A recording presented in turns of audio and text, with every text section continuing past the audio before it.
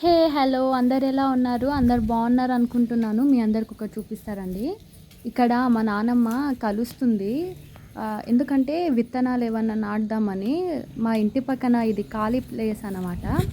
పొద్దున్నుంచి చూస్తున్నాను ఇంత రెస్ట్ తీసుకోకుండా పనిచేస్తుంది. ఇది దొండకాయ ఫ్లవర్. అండ్ మా నానమ్మ చాలా గ్రేట్ అండి. ఇప్పటి వరకు కూడా అంటే పుట్టినప్పటి నుంచి ఏ సుఖాలు లేకుండా ఇప్పటి వరకు స్టిల్ ఇంకా ముగ్గురు కొడుకులు ఇంకా వాళ్ళు పెద్దగయిపోయిర్రు. వాళ్ళ మన్మరాళ్ళకి గూడా మ్యారేజ్ అయిపోయింది. స్టిల్ పనిచేస్తుర్రు. ఇంకా మీకు చూపిస్తా రండి బ్యాక్ సైడ్. ఇక్కడ ఇదేమంటారంటే పుదీనా వేర్లతోటి నాటింది మా నానమ్మ. 4, 5 వేర్లు జస్ట్ చిన్న చిన్నయి. ఇంత ప్లేస్‌లో అది కవర్ అయిపోయింది. అండ్ లిటరల్లీ నమ్మండి స్మెల్ ఆర్గానిక్ పుదీనా ఇది ఎంత బావుందంటే చాలా బావుంది. అసలు ఏ ఫర్టిలైజర్స్ కూడా యూజ్ చేయదు మా నానమ్మ. జస్ట్ ఇక్కడ ఆవుంటది. దానిది ఆర్గానిక్ ఫర్టిలైజర్సే యూజ్ చేస్తుంది. అండ్ బ్యాక్ సైడ్ గూడా చూడండి. మీకు చూపిస్తా ఇంకా చాలా.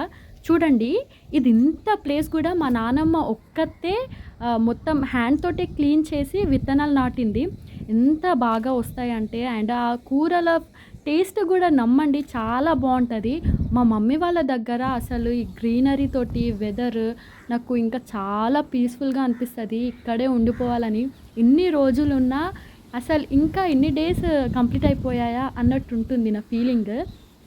అండ్ ఇంత ప్లేస్ గూడా లీవ్ జేయకుండా ఎంత ముద్దు ముద్దుగా చిన్న చిన్న ప్లాంట్స్ వస్తున్నాయంటే చూస్తూ ఉండిపోవచ్చు.